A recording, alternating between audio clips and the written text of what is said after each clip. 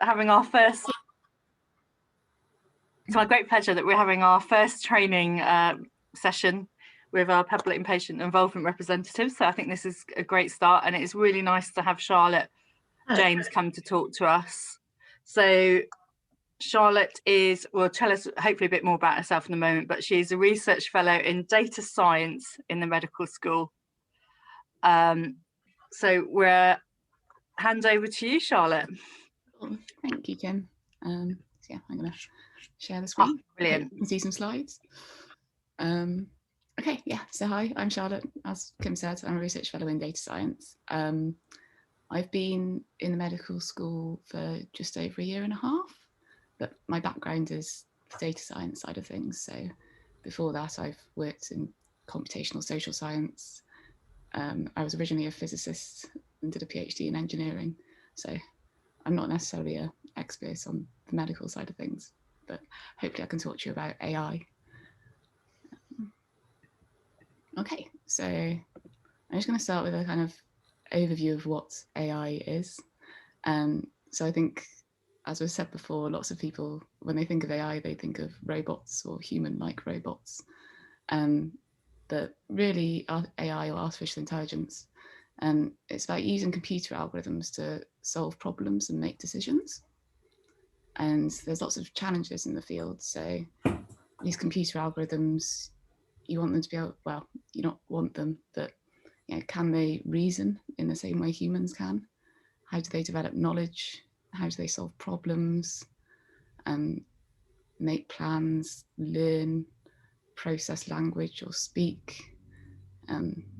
Yeah, there's lots of different challenges in the area. But in terms of healthcare research,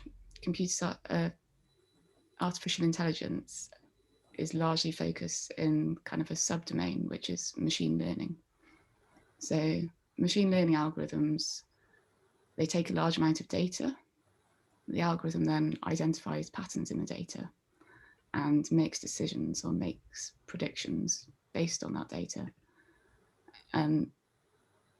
So most of healthcare research is focused on machine learning, but not all of it. There are other areas such as surgical robots, which were mentioned. It's also nanomedicine is quite interesting. So they're tiny little robot particles that are being investigated for drug delivery, with the idea that you can guide them through the human body, guide them through the bloodstream, and they can deliver a drug to the precise location it's needed, and it avoids the kind of drug accumulation in healthy tissue where it's not needed. The area of AI that I really work in and have expertise in is machine learning. So I'm going to focus on that for this talk.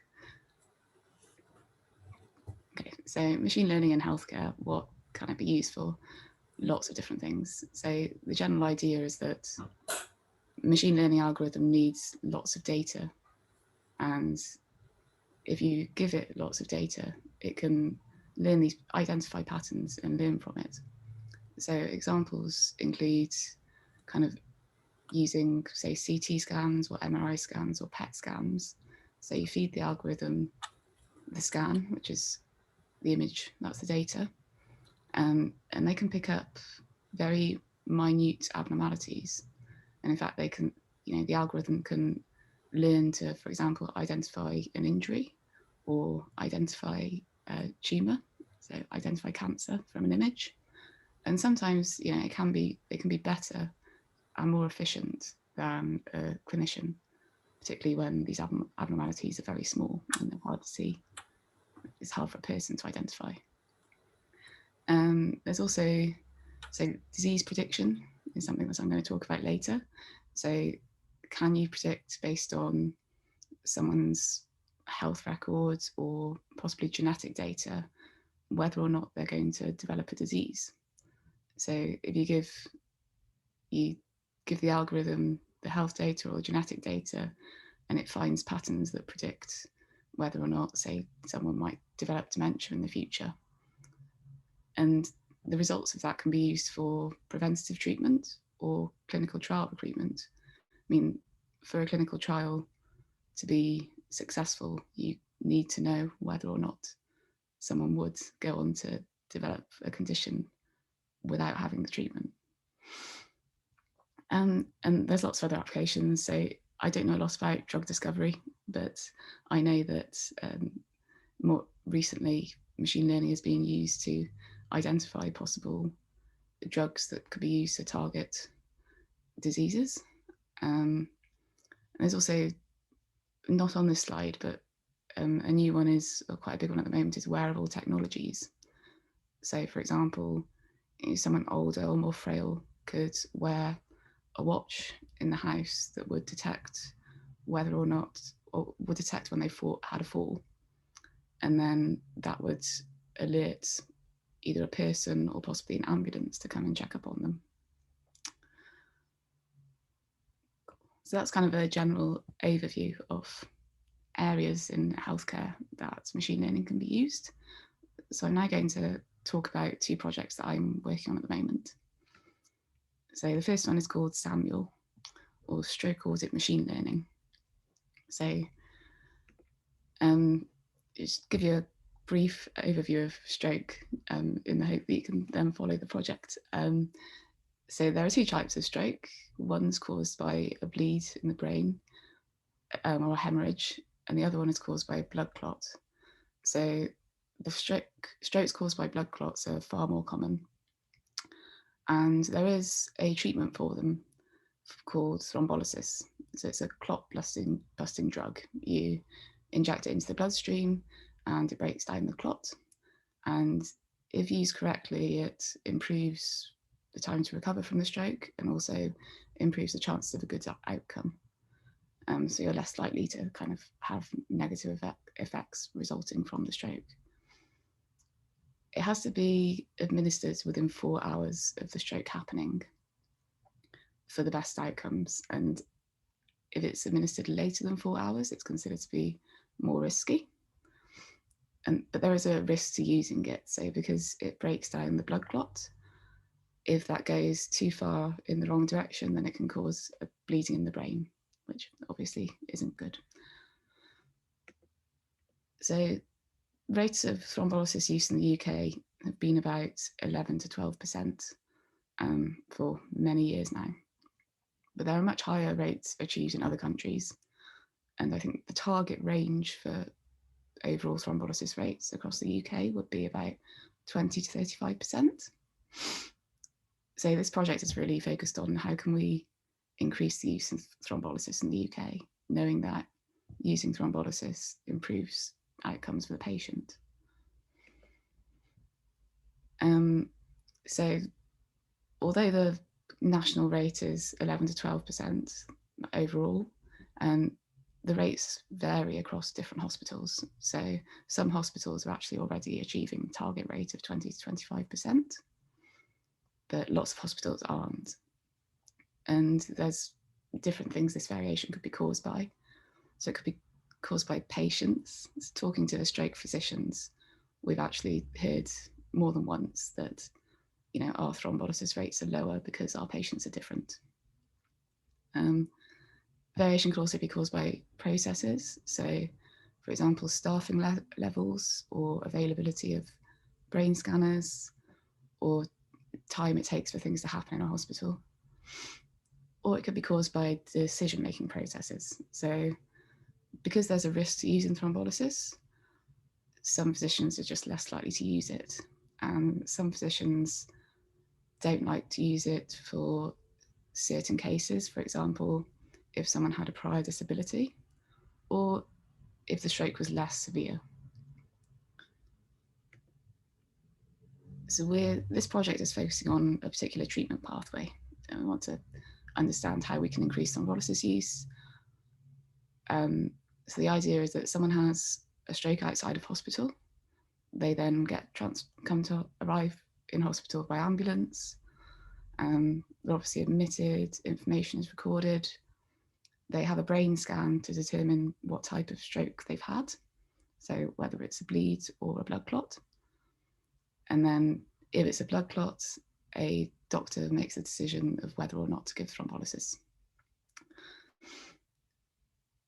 So what we want to do is identify areas for improvement at each hospital rather than at the national level. So machine learning comes in because it allows us to investigate the differences in the decision making at different hospitals. So the idea here is that by using a learning algorithm, the machine learning algorithm is going to learn the decision making processes that happen in a hospital. The data we're using is the National Stroke Audit. So it's patient records for all patients that are treated for stroke in hospital. They're submitted, and I think it's every 3 months a hospital submits them. It's an incredibly rich data set. So we've got 3 years worth of data, which is around 240,000 patients or 240,000 people that have had a stroke. Because we're only focused on, or we're focusing on the treatment pathway, then we only look at patients that had their stroke outside of hospital and then arrived in hospital by ambulance. So this is about 90,000 patients. And these are also patients that, they arrive by ambulance, and they also arrive in time for thrombolysis to be an option. So I said before that there's much greater risk from thrombolysis if you administer it over 4 hours after a stroke. So these are patients that have their stroke, come to hospital by ambulance, and by the time they arrive, it's less than 4 hours since their stroke happened. So I've got 90,000 patients to train machine learning algorithms on. So as I've already said, that given the patient data from a single hospital, the algorithms will learn the decision-making processes at that hospital. The algorithms are given the data that's available to doctors. So these include patient information like age, gender, any medication they're taking, comorbidities, the symptoms, how severe their stroke is, and also how long it's taken them to arrive and how long it took for them to have a brain scan once they did arrive. And the algorithms are trained to make the decision of whether or not to thrombolyze a patient, whether or not to give a patient thrombolysis. And what we're doing in this project is we're answering kind of counterfactual or what if questions. So what would have happened if a patient was treated at a different hospital? So we know there's differences in thrombolysis rate across hospitals. So it's quite likely that a patient that wasn't given thrombolysis might have been given thrombolysis if they had been treated at a different hospital.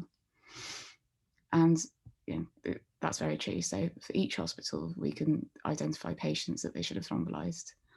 And we can find examples of patients that they weren't thrombolyzed at the hospital they attended, but 70, 80 or 90% of other hospitals would have.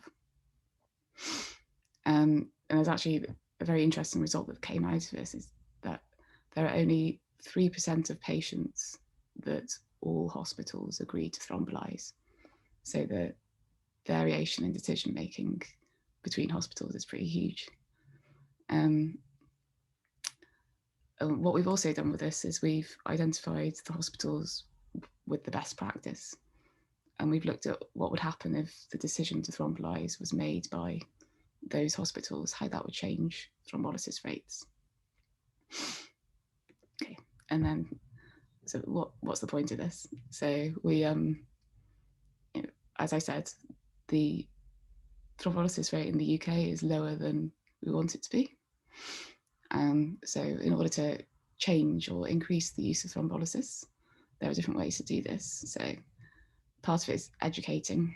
So new or junior doctors, by using these algorithms to identify patients that aren't necessarily thrombolyzed but should be or would have been at other hospitals, we can educate new doctors in who they should be thrombolyzing or who should be given thrombolysis. It's also useful for hospitals for kind of self-audit purposes. So hospitals are able to look back at their patient records And, they can, again, they can be given information such as, this patient would have been thrombolyzed by 90% of other hospitals, but you didn't. And they can look for or identify patterns in those patients, like why, or look at what happened. Why didn't we thrombolyze here? Something we're hoping to do in the future is create a hospital level dashboard, which would allow a hospital to look at, compare their performance to other hospitals, and also identify areas in which they need to improve. For example, if they're not thrombolyzing people with very mild stroke, maybe they should do. Or there is, so something I haven't said here is that there is also the possibility that some hospitals are thrombolyzing too much. So maybe they need to thrombolyze less. And it could also be used as a decision support system in the future. Needs more developing before that, but the idea there would be that the algorithm, so someone's had a stroke and they're currently on their way to hospital in an ambulance. You put their data into an algorithm, they then arrive, various other measures are collected, they have their brain scan, you put all of this into the algorithm, and the algorithm, let's say, gives a probability of whether or not they should be thrombolyzed. So the decision support system is just to help make, the idea of a decision support system is to aid the decision-making process of doctors, but not actually tell them. Say the decision support system shouldn't say, yes, you should do this, or no, you shouldn't. It's kind of to guide them or to provide extra information. Okay, I hope that's all okay. Do please interrupt me if you have any questions. So that was the one project I'm working on, and the other project I'm working on is all about dementia. So I'm actually 50% funded by the Demon Network, which is the National Network for Data Science and AI in Dementia Research. And it was actually set up by researchers at Exeter. And so this is something I've been working on recently, which is trying to predict whether or not someone would develop dementia in the future. Okay, so why dementia? I think most people know that life expectancy is generally increasing.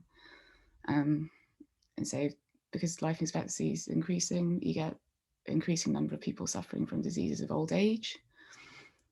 Currently, there's about, estimated 5 to 8% of people aged over 60 are living with dementia. And there's nearly 10 million new cases are diagnosed every year. There's also currently no treatment, and there's no way to identify that a person has dementia until the degeneration has started. So dementia is a neurodegenerative disease. So it's kind of an irreversible process, unfortunately. And there's currently no way to prevent it because clinical trials need to recruit people who they know will develop the condition, and you can't know whether someone's developed the condition until it's started. It's a problem. So this project is about learning to predict, using machine learning to predict whether or not someone might develop dementia in 2 years.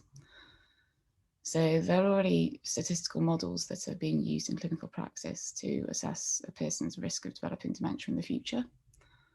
And so I'm going to compare the machine learning algorithms to these kind of baseline models. And ultimately, the point of doing this was to understand whether machine learning can do a better job of identifying the people that go on to develop dementia. So I used a memory clinic data set. So the people in this data set, or the population, have been referred to a memory clinic because they already kind of have memory worries. There's a very large number of variables, the 256. If you think of kind of a human or standard statistical methods trying to find patterns and relationships between those variables, it could be quite a daunting or hard process. And this is where machine learning approach comes in. So, the algorithms, machine learning algorithms, are able to pick up and analyze vast amounts of data and find patterns that wouldn't necessarily be seen wouldn't necessarily be picked up by a person. Okay, so the population are people that are dementia-free at baseline. So these people have visited the memory clinic and they've had their initial assessment.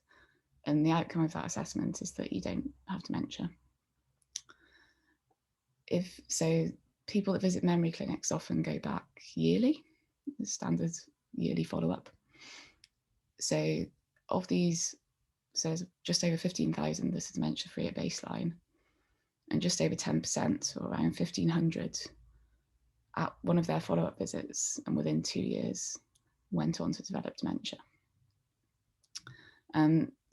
It's important to say that the dementia-free people at baseline, that includes people with mild cognitive impairment. So mild cognitive impairment is kind of the person has some memory decline and beyond might what be expected for their age, but it's not dementia.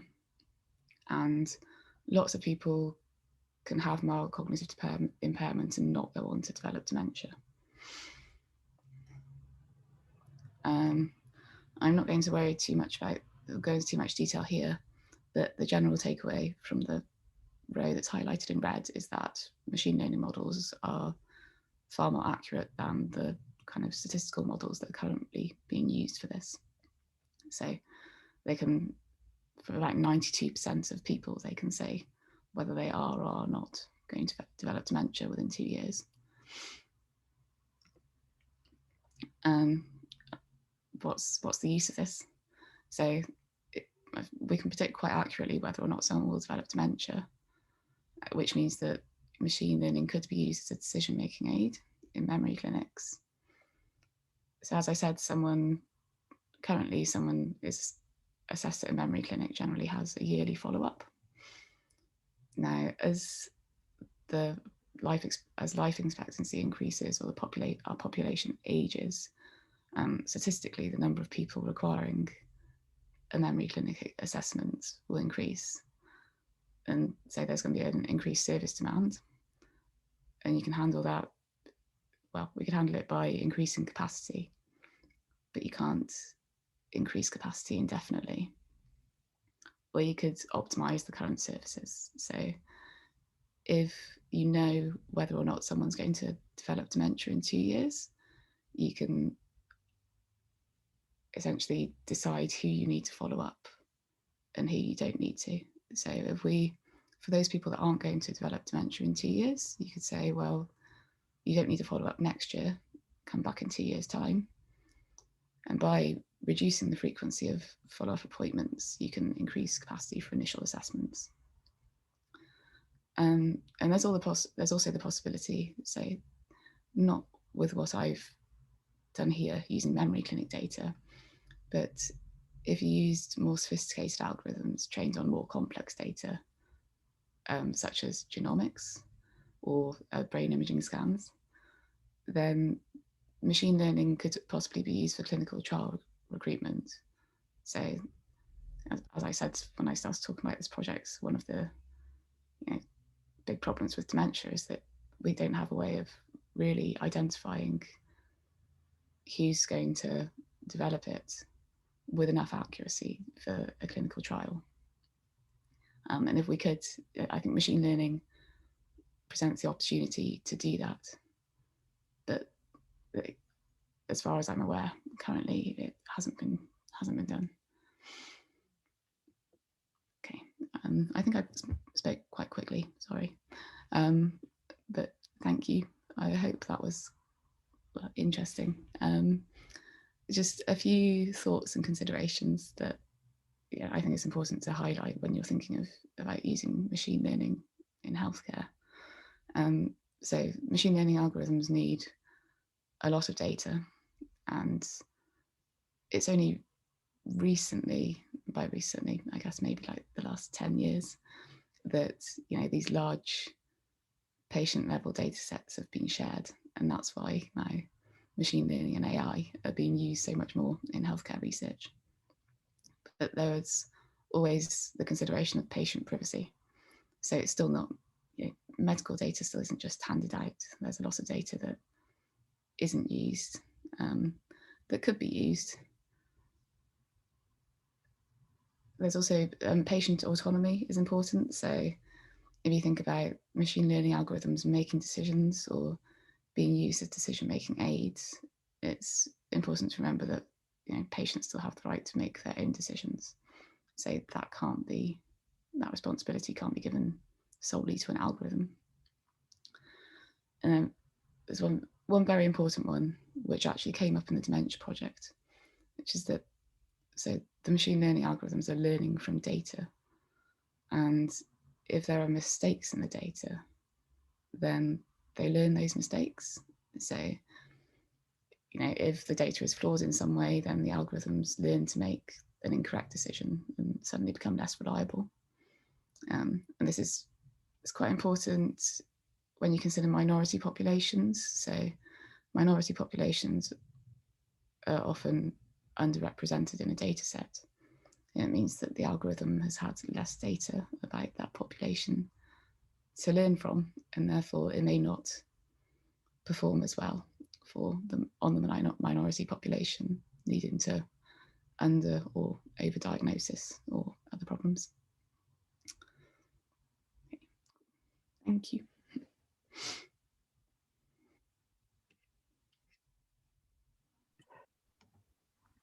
Lovely.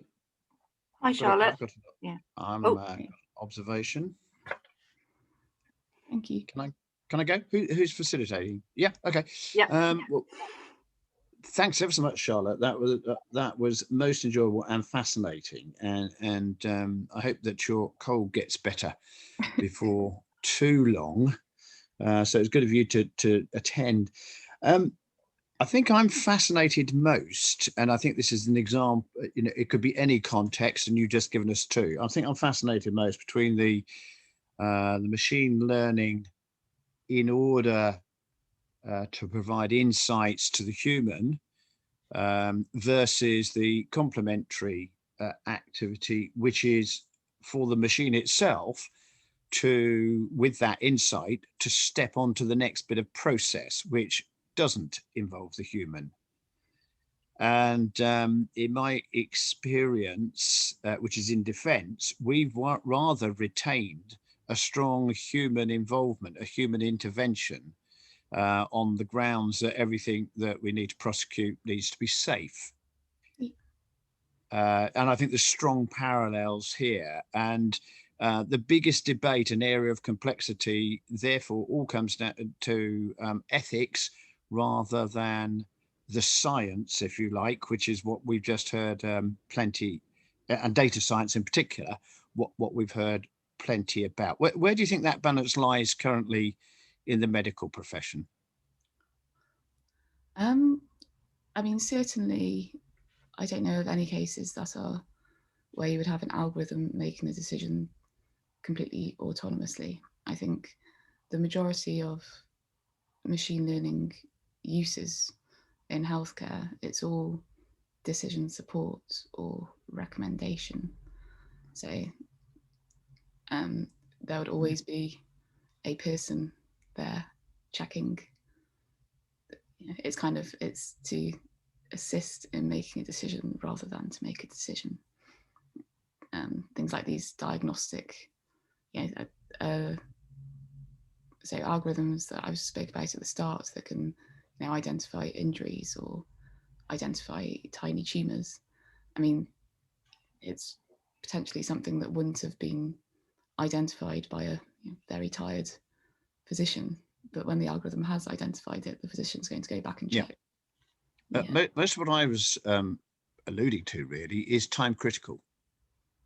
So if you think about the acquisition and prosecution of a target, it's going to be time critical because the target has a chance to evade.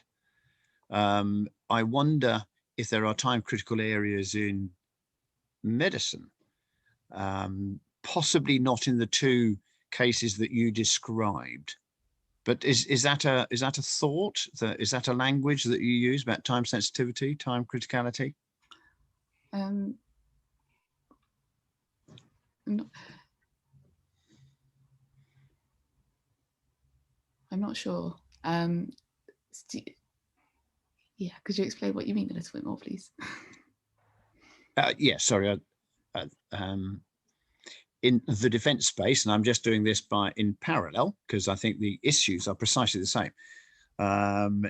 You observe a target. Something is observing a target, and that can be technical systems that do that. And collateral information will determine the identity of that target. If that is seen to be positive, then that target can be engaged by automatic weapon systems.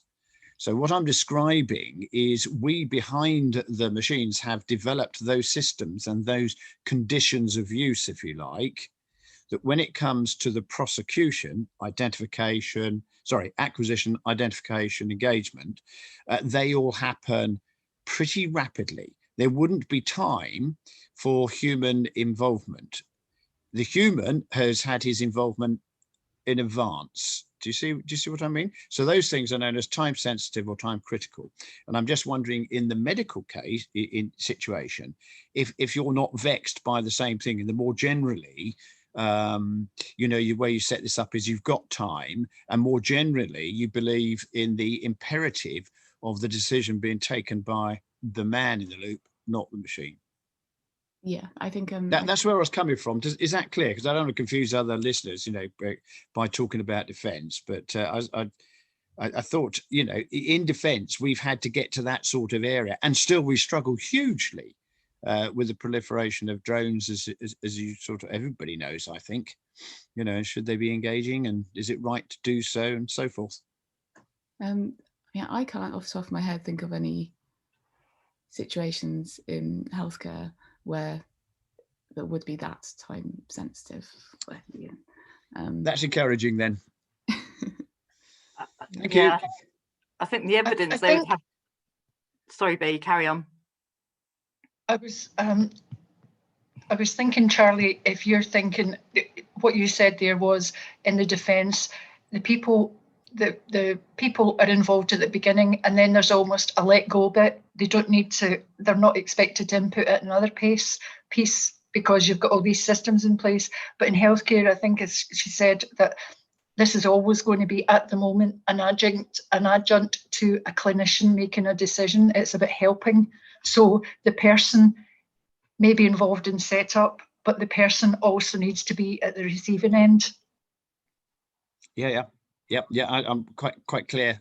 Which I have to say, I'm quite glad about, knowing that, if you're using your analogy of drones, when you've seen all these pictures where somebody presses a button, there's various different things happen, and everybody's aghast because there's nothing they can do about it.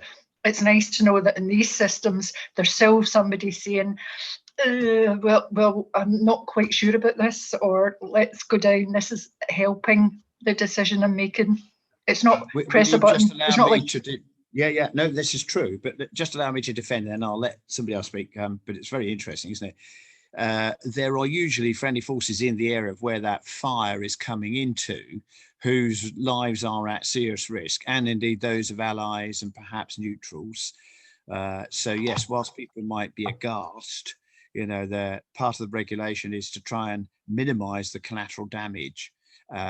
It's just how it is, really. Well, I think with healthcare, everything is about minimising any damage, collateral or otherwise. Yep. So Narina, I see you hand up for a question. Charlotte, I'm sure the answer is positive, but I take it you're really looking why there's this variation in thrombolysis treatment in various hospitals. Surely it's simple is the time it takes for an ambulance to arrive and get you to the hospital. And that's the huge variation, isn't it? You can't determine whether you get the magic 4 hours or not.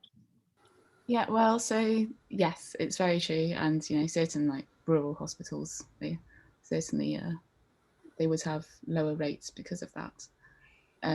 So when we've been training these algorithms to look at the decision-making processes, we've only used patients that arrived within for hours. I see. Yeah, I see. Yes. So we've restricted our data, the data that the algorithms are learning on, to patients that could actually be thrombolyzed. So that's factored out. Yes, that's answered my question. Thank you, Dr. Charlotte. Thank you. Linda, sorry.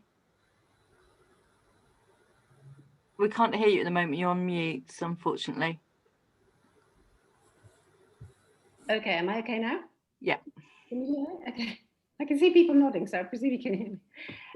Well, first of all, thank you. That was just so interesting, Charlotte, and you put it so well. So thank you. That was really a delight to listen to. One of your first slides, you had the machine learning in a kind of diagram, and you had deep learning in the middle.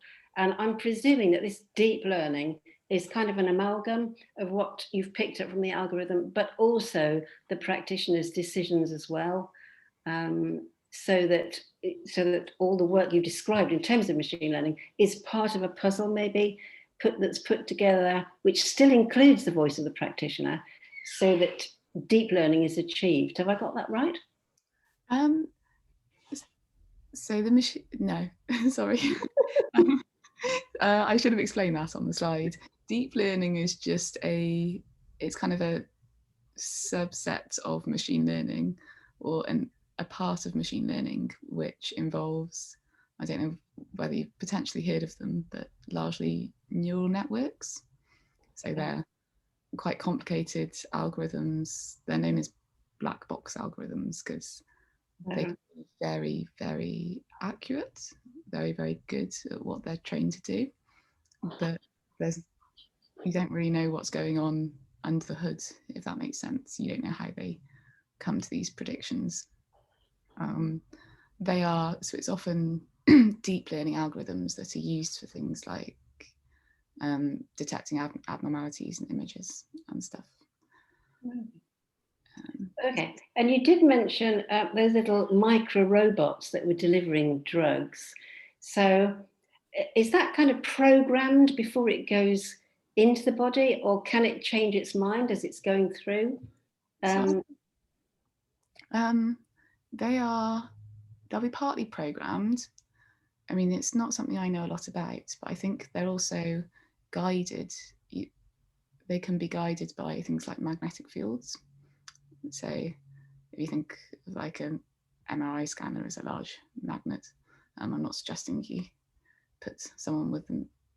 That's not how it works, but I think they can be guided through the body rather than pre-programmed. I think that's the general idea. Okay, thank you.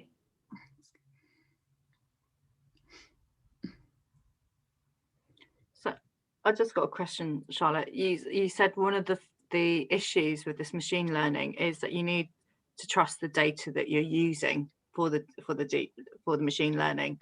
It's got to be trustworthy. Yeah. How do you ensure it is trustworthy? Is there certain things that you do, or you just take it on faith? So it's something that came up with the dementia data.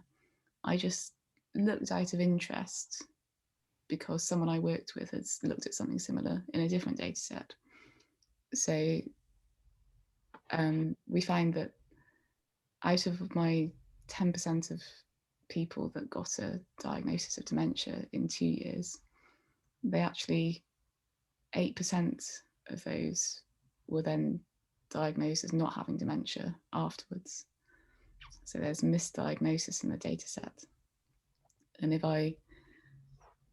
you then remove those people that were misdiagnosed when you're training the algorithms, then they end up being more accurate, because the misdiagnosis is essentially creating noise.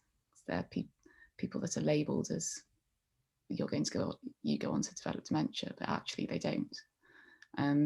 So I think if there's a way of looking for errors or flaws in the data, then it's important to do that before you train these algorithms, because otherwise, well, essentially that data's creating noise during the learning process, and it's just ultimately going to make your algorithm less accurate. If there isn't a way of kind of identifying whether the data is flawed or not, then yeah, there's some element of trust, I think. Yeah, no, I think it's just, I think the larger the data set sometimes you get, that the sort of and especially come from different sources, that's always a concern, is about, you know, have they put the decimal place in the right place and when they put the numbers in? Yeah, and I find, I was going to say the AI and ethics is a big thing at the moment, because of, I think when I mentioned at the end that, you know, if a population is underrepresented, then your algorithm is not going to perform as well on that population. And that's quite a big problem when it comes to healthcare, I think. That highlights the reason why these should be an aid at the moment rather than an absolute. I think they will, yeah, an aid for a very, very long time. Yeah. So, William, I saw your hand go up there. Thanks. Charlotte, question for you. When you are doing this, essentially you have input data and you have output results, as I understand it. Are you able to get from the machine learning process for each data feed going through what process it followed to reach its decision? Yes. So that's actually, when I was mentioning the deep learning black box algorithms earlier, from those you can't. Right. That's why they're called black box algorithms. But for any other machine learning algorithms, you can. So the ones that I generally use, you can look at how the machine made that decision, which is really important for kind of interpreting what the algorithm's doing. Okay, that was what I was wondering. And are you able then to use that to tweak it to increase accuracy once you realize when certain paths have been successful and others have not? I mean, the machine, you don't normally need human input to tweak the accuracy. So the machine. So it is actually recognizing it for itself. Yeah. Thank you. But it's always interesting to look at kind of, if you think you pass, the data you pass has possibly hundreds of variables. You can look at actually which variables were used to make that decision. And thank you. Can I try another one? Anybody else wanted to go? When I first learned about artificial intelligence, which I think has been around for nearly 40 years, I think, the language we used was sort of rules and facts based and inference. Your language today is machine learning, patterns, algorithms. The thing about the knowledge systems that I'm referring to, you know, in their first generation, was that it was the human that set the rules. It was those rules that apply to a set of data, and that set of data behaved in a particular way. Those were known as the facts. And this sort of interaction over time, by pouring more and more data into it, allowed the human to learn, i.e. the inference to learn. I'm just wondering what is actually going on between you, the programmers, who are the humans in this, who are initiating the algorithms, no doubt, to the extent then that the machines inherit this stuff and start learning themselves. So I think the human input at this point is simply the algorithm that you choose. So, I mean, in general, when you start looking at something, you try various different algorithms, see how they perform, and the data. But then the machine, so the algorithm dictates how the type of algorithm dictates how the patterns will be learnt from the data. But it's the algorithm itself that is doing the learning. You're not giving it kind of explicit rules.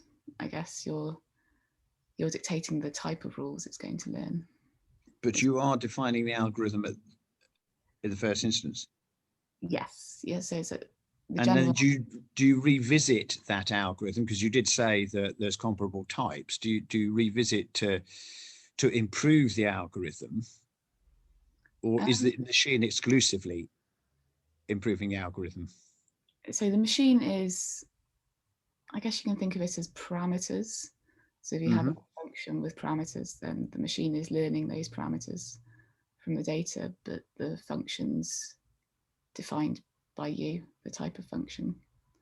And then each algorithm is essentially just a different type of function. It's slightly more complicated than that, but it's a general idea. I think that's vitally important, because you know, when a physician gets the tool, so to speak, and wants to use his judgment, he can do that clinically better than anybody, but he can't really do what the computer programmer is doing in its relationship with data science in order to assemble the right algorithms. Do you see? I'm sure you see what I mean, but it's quite an interesting situation, isn't it? Because essentially the clinician ultimately has to trust the data scientist, and the data scientist has to be conversant with the context, which clearly somebody like yourself is, i.e. the physician's situation and knowledge. Yeah. All sounds, you know, mighty interesting and highly complex and challenging and very expensive. And I wonder how much progress gets made. Are you hopeful that that this is really taking off, has taken off? So I mean, one of the reasons I actually, decided to start working in healthcare research is because I felt like my research could actually be used. So I am hopeful. I think particularly the stroke stuff that I spoke about.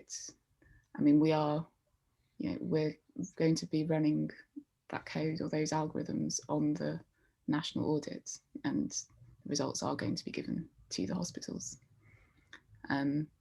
In terms of the decision support side of things, I think it's a lot harder to get those algorithms to the point at which they'd actually be used.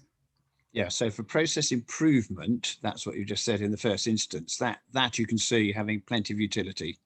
Yeah, I think, well, the decision support algorithms as well, but getting to them to the point where they're being used in clinical practice is, I think it's a lot harder. A bit further away. Yeah. Thank you.